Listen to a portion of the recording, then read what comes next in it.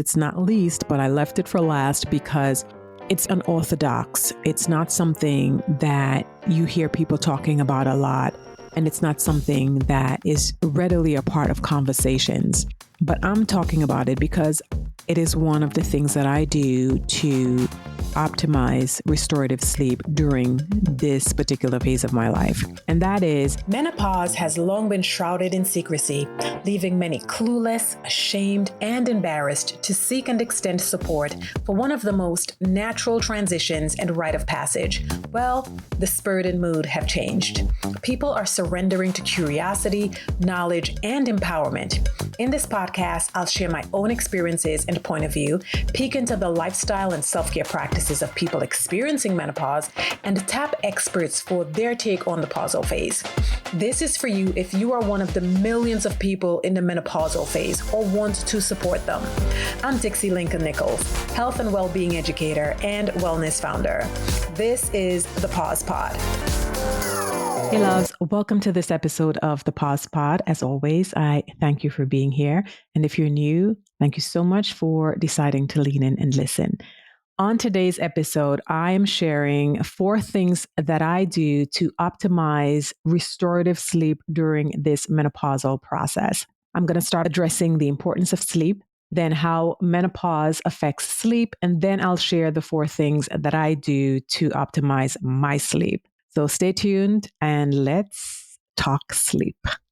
So we're going to start with why sleep is important and why it's essential for our health and our well-being. Everybody needs to sleep, whether you get most of your sleep in the day or whether you get most of your sleep in the night. Sleep is an integral part of our health and well-being. If you want to feel well, sleep is required. There's no ifs, ands, or buts about it. And I'm sure that you can relate because I'm sure you can think of times in your lives when you've not gotten quality sleep or enough sleep and how that's affected how you show up in your daily routines and how you show up in the world.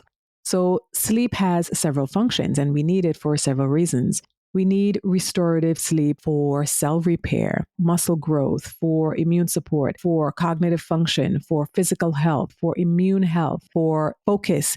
We need sleep for emotional well-being and stability. So sleep is essential for so many different aspects of our lives. Sleep restores and rejuvenates our tissues. Sleep promotes muscle growth. It supports our immune function. And so adequate sleep is integral for helping the body recover from daily activities that might have happened. And also it gets your body ready for the next day or for the next set of activities that you have planned. So that period of sleep restores and rejuvenates the body. Sleep also is responsible for our brain health. While we are asleep, the brain is optimized. Sufficient sleep helps to maintain our attention, helps us to problem solve. It helps to enhance decision-making, creativity, and overall performance. Sleep is also great for physical health. When our bodies rest, it's able to repair. It's able to do more of the work that we want to do. It also helps with cardiovascular health, diabetes. It supports metabolism, appetite, digestion. Sleep is also integral for our emotional health and well-being. Lack of sleep can cause moodiness and depression, whereas sufficient sleep can support enhanced mood, increased mental health, reduce anxiety and depression. Sleep is also integral in hormonal regulation.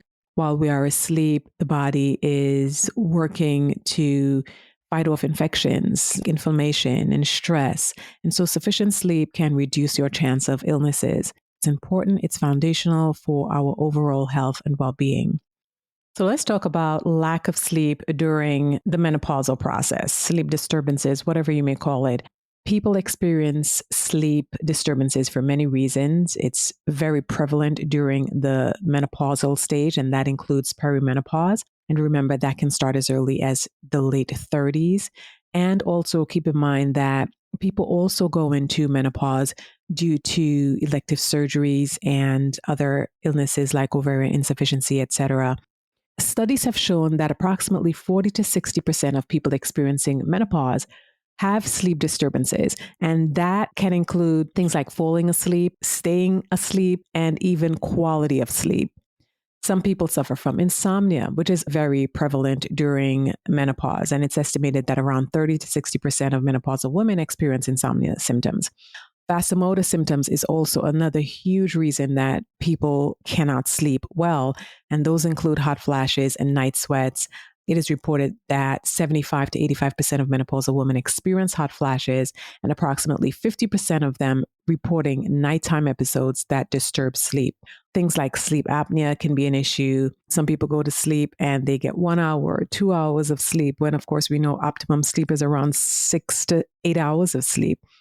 It's important to keep in mind that those statistics do not include non-binary people. And it's also important to know that Black women experience menopause very differently than their white counterparts. A Very Well Health article noted that throughout the menopause experience, Black women are reported to experience higher levels of vasomotor symptoms, and these are night sweats and hot flashes. They also experience poorer sleep, shorter sleep duration, and increased risk of depression. So, because of socioeconomic factors that Black women have to endure, they experience higher rates of sleeplessness and sleep disturbance. So, that's just something to think about. It's facts. Let's move on to hormones and how they affect our sleep. Once the body starts to move into menopause, or once the body has moved into menopause, for whatever reason, estrogen declines, it plummets, or it ceased. And so estrogen plays a significant role in regulating sleep pattern. As a matter of fact, it's responsible for the sleep-wake cycle.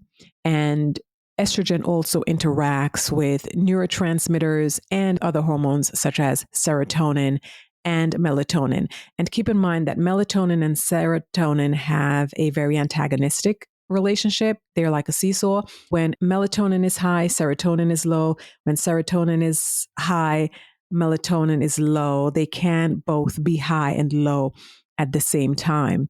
So estrogen interacts with these hormones to regulate our sleep pattern. Hot flashes and night sweats are also influenced by estrogen because estrogen regulates the body's temperature. So as estrogen declines, the levels lead to hot flashes and night sweats. And so when people awake at night, it's simply because of those fluctuating hormones that unfortunately disrupts sleep. So now that you have some idea of why sleep is important and how hormones affect sleep during menopause, let's talk about what I do, the 4 things that I do to optimize restorative sleep during this phase. Now, keep in mind, these are 4 things that I do based on my body and based on my needs. Your needs are most likely going to be different, maybe similar, but no 2 people are alike. Even though 2 people can experience the same set of symptoms, the solutions may not be the same, or they might be the same. So just keep that in mind. And also keep in mind that getting optimum restorative sleep requires more than one thing. It requires more than one action that you need to take. You need to take several actions simultaneously and consistently. And this will help increase your chances of better quality of sleep. So here are the 4 things that I do to optimize restorative sleep during menopause. Number 1, I sleep early. I go to bed early. And by early, I mean I'm in my bed by 10 o'clock when I am home and asleep by 11 o'clock. So between 10 and 11, I am asleep. So I go into my bed at 10 o'clock, and sometimes I may not sleep immediately. Most times I don't. Sometimes I do a crossword puzzle. I may do Sudoku. I may read. I sometimes try to look at a movie on my iPad. Usually I fall asleep. 95% of the times I'll fall asleep within 10, 15 minutes of looking at a movie. And then sometimes I listen to a podcast or I listen to some type of soft, relaxing music and fall asleep. Now, I fall asleep early because it's something that I've been doing since I was a child. I grew up in the countryside with my grandmother, my grandparents, my aunts and uncles and sisters, my siblings. And sleep time was early. Early on in my childhood, we didn't have electricity. And when we did get electricity, I was probably about 6 or 7 or so. And we'd already gotten used to being in bed by 7:30, 8 o'clock.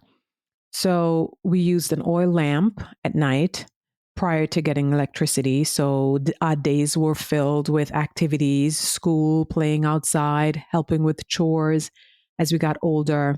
And then we were tired. So we knocked out. And then again, your body is younger and it handles sleep differently. You put your head on the pillow, you close your eyes, and you fall asleep. But I have to note that I always had difficulty falling asleep. Falling asleep was not something that came easily for me like it did for other people, some other people that I observed. Like my husband, he puts his head on the pillow and in 2 minutes he's asleep. My mom sleeps just as quickly. I would put my head down and I have to daydream, I have to visualize, I have to do something before I fall asleep. I've never, since I can recall being alive and in awareness of my body and habits, I've never been able to fall asleep at the drop of a dime. So imagine menopause, right? So falling asleep early was something that I did from very early in my life. Now, I had two upbringings. I grew up with my grandmother for the first 11 and a half years of my life, where sleep was early, life was very structured. Sleep was very structured. It was very ritualistic, and it was just rinse and repeat every day for 11 and a half years of my life.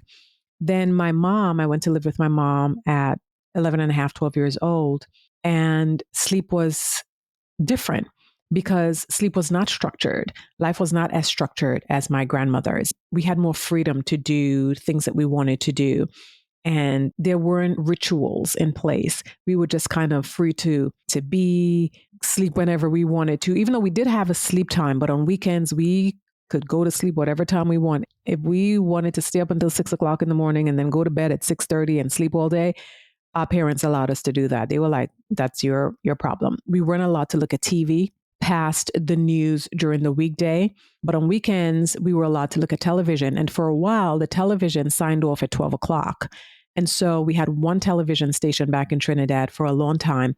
And then when more technology started to advance, we got MTV. And I remember looking at music videos all night long and sneaking out where the television was because my mother's room was way on the other side. And we would look at TV as long as we could get away with it late into the night.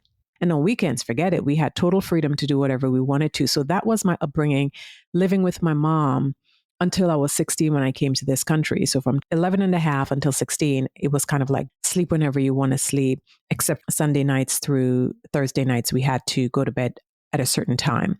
Coming into this country, life was very different and sleep sort of went out the window because a couple of years after I came here, I had my daughter at 19 and sleep was disrupted from then on for a long time because you have to take care of your infant, you have to take care of your toddler. And plus, I was working part-time and going to university at the same time, full-time.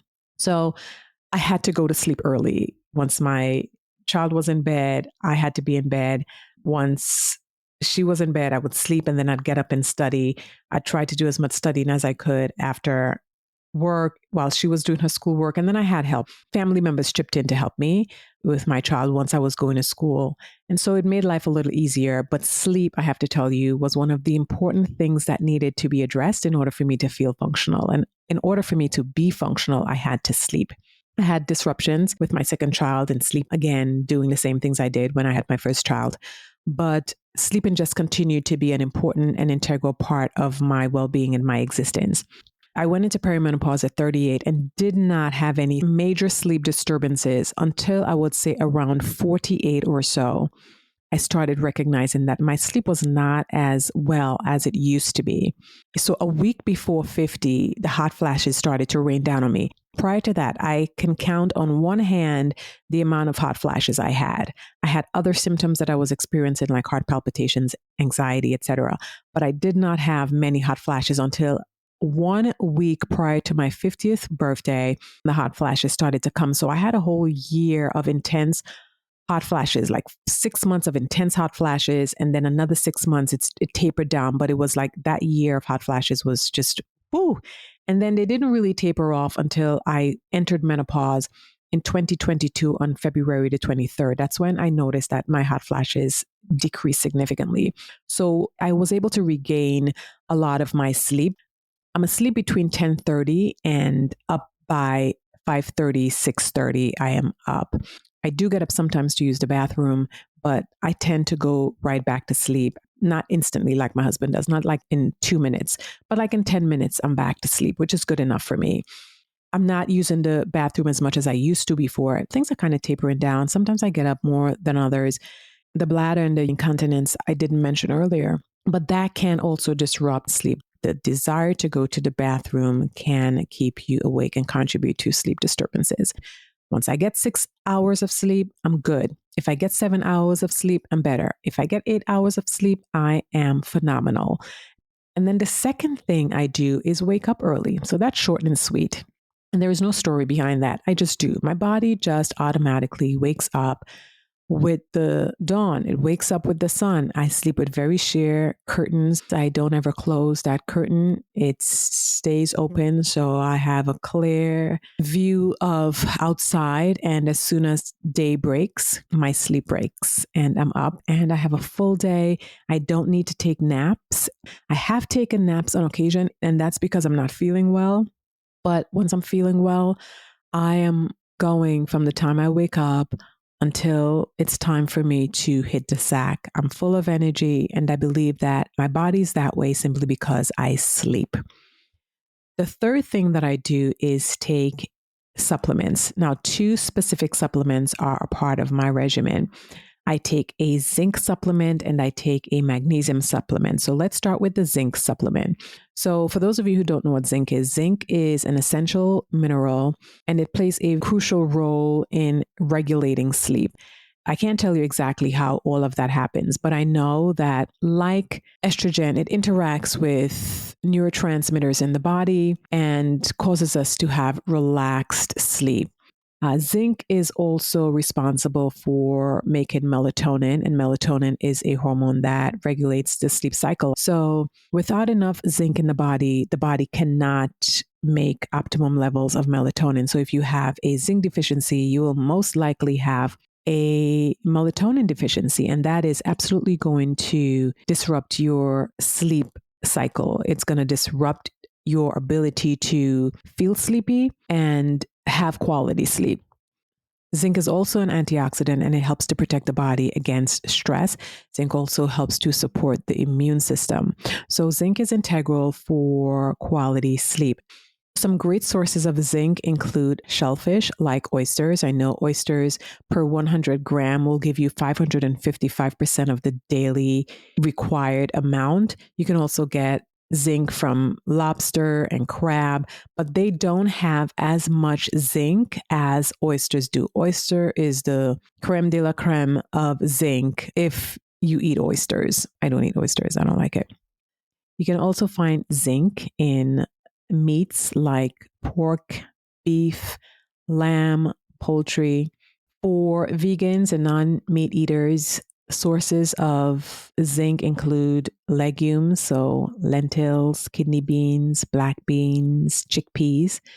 Also, you can find nuts and seeds like pumpkin, flaxseed, cashews, hemp, all great sources of zinc. For those who do dairy, you can find zinc in things like cheese and milk, yogurt, and all kinds of dairy foods. And then, of course, eggs, scrambled or boiled. And then there's dark chocolate, of course, in moderation, and not just any type of chocolate. Cacao, chocolate that has at least 70% cacao, COCOA. In Trinidad, we say cocoa. But if it has at least 70% of cacao, that's good quality chocolate. And of course, have it in moderation. So that's dark chocolate. The next mineral that I take is magnesium. Magnesium is also integral to support sleep quality. Magnesium helps to relax the body and reduce stress in the body. Magnesium is involved in the sleep-wake cycle. It's also great for muscle relaxation. It is great for people who are suffering from things like restless leg syndrome, which I did. I started suffering from that when I was pregnant with my second child. I don't suffer from it anymore, knock on wood. but it promotes muscle relaxation. So if restless leg is something that you are experiencing during menopause, you know that it happens at night. And so having relaxed muscles will certainly help to relax your body and help promote sleep, because the worst thing is having restless leg and trying to sleep. Sleep is just not something that's going to come your way if you are dealing with RLS. Now, you can get magnesium in your food, and I do try to get magnesium in my foods. Dark green leafy veggies, nuts and seeds, legumes, whole grains, avocado, dark chocolate, and seafood. I also want to encourage you to talk to your primary care partner when you are thinking of taking supplements. Don't just take supplements without knowing what your body may be able to tolerate and what it may not be able to tolerate. Know the current state of your health. Know what's going on with your health before you embark on supplements. Have a conversation with your primary care partner about your sleep needs, what you need to sleep, what you need to include in your diet, and supplements that may be helpful and useful to you. Okay, so on to the fourth thing, and I left this one for the last. It's not least, but I left it for last because it's unorthodox. It's not something that you hear people talking about a lot, and it's not something that is readily a part of conversations. But I'm talking about it because it is one of the things that I do to optimize restorative sleep during this particular phase of my life. And that is, I sleep separately from my husband sometimes. Let me repeat that. Sometimes I sleep in a separate room from my husband. Or should I say, sometimes my husband sleeps in a separate room from me. Okay, so here's the story with that, and here's how that started. During the pandemic, my husband and I had a disagreement, and I was really upset with him. And I said to him, you know what? Just sleep in another room. I don't even want to hear your snoring tonight. I just can't. Just sleep in another room. And he did. And that night, I slept really well. Now, I remember during the pandemic, everybody was home. We were home all the time together. And it's not that I hadn't spent time away from my husband. My husband and I are not glued to the hip by any means. Like, we're not the couple who spends every waking night together, every waking moment together. And I'm not the wife that can say I've never slept away from my husband. No, I've spent months away from my husband at a time in other countries, in other places. But anyway, that's neither here nor there. I'm just kind of setting the stage so that you understand how this happened for us. My husband traveled a lot prior to COVID. And once COVID happened, he was home a lot. And so there were moments when I got a lot of sleep, but also keep in mind that I really didn't have a problem sleeping until really somewhere around that time is when I started noticing my sleep wasn't the good quality sleep I was having before. And so when my husband did go into the room, it just magnified that awareness of sleep deprivation. I slept so well the night that he wasn't in the room. I was like, ooh. Now, here are the things that made me say that I slept so well. My husband snores, my husband grinds his teeth, and my husband makes gurgling or maybe gargling noises. And so those three things together, I didn't realize was disrupting my quality of sleep. Now, my husband's had his adenoids removed. Right after the pandemic in 2021, he had a sleep study done for sleep apnea. And his doctor recommended a mask like Darth Vader if snoring was a big problem and he was having sleep apnea. And I was like, no, you will not be sleeping with a Darth Vader mask next to me either. But anyway, he was fine. He's had sleep guards for the grinding of the teeth. They come out of his mouth somehow during the night. They cannot seem to stay there. The one night he slept down in the room, and then he came back into the bed the next night, and I realized, oh my God, I'm not sleeping like I did the night before because he's snoring, he's grinding his teeth, and he's making his gargling noises. And so the third night I said, we need to talk about this. We need to talk about my quality of sleep. So we had a conversation around quality of sleep. Now, I share with my husband everything in terms of my menopausal journey. There is nothing that he does not know about what I'm experiencing. I am straight up, very clear, very transparent with him with every single thing my body is experiencing. He knows I don't hide anything from him. So he knows about hot flashes. He knows about dryness of the skin. He knows about everything. We're close in age. So I also did some research and I gave him a lot of literature to read around andropause, which is similar to a woman's menopause. And you'll hear people refer to it as the male menopause. It's not no male menopause. It's just andropause. And they go through their own set of hormonal issues. And so I gave him a bunch of material to read and he read it and he thanked me and he said, "Thank you so much for sharing this with me. This is really interesting. And there are some things here I can relate to." So we've had discussions about andropause and we have discussions about menopause. And so when I talk to him about the things that I'm going through, I have to say that he's very supportive and he is keenly aware of the things that I'm going through when I'm going through them. So he is able to support me through them. So he said, "Okay, if that's what you need to get better sleep, that's fine. I can accommodate you." Now, he slept in his study. When COVID happened and he started working from home, we moved our daughter from her bedroom. Well, she wanted to move downstairs. We have a whole finished basement and there was nobody in it. And she moved down there, her happy little den. And he moved into her room and turned that into a study. And there is a bed in there because he takes naps. He likes naps. And so he takes naps on his breaks. So he would sleep there sometimes. Now, this is not a permanent arrangement. He's not sleeping in there every night. He sleeps in there sometimes. And sometimes he sleeps in our bed. But there are nights when I just cannot tolerate the snoring, the teeth grinding, and the gurgling sounds. So we make it work because it is for my well-being and it's also for his well-being because I don't have to nudge him every night, like give him a nudge. Every time I nudge him, he wakes up, even though he goes back to sleep like 3 minutes after. But every time I nudge him, he wakes up. Every time I nudge him because he's grinding his teeth, he wakes up. Every time I nudge him because he's gurgling or because he's snoring, he wakes up. And a lot of it wakes me up. So it was really great for the two of us. For as long as we need to do this, we will do this. I don't know if that man's ever going to stop snoring, but this is one of the beautiful things about menopause. It allows you to explore your relationship from very different perspectives, and it allows you to deepen your relationship.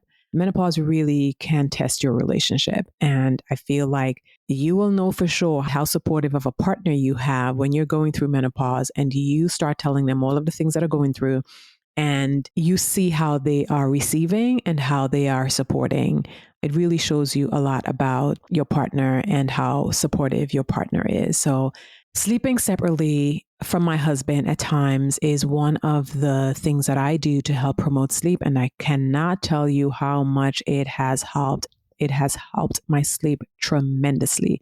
And it's okay. There is nothing wrong with it. For me, I know I told it to one of my older friends.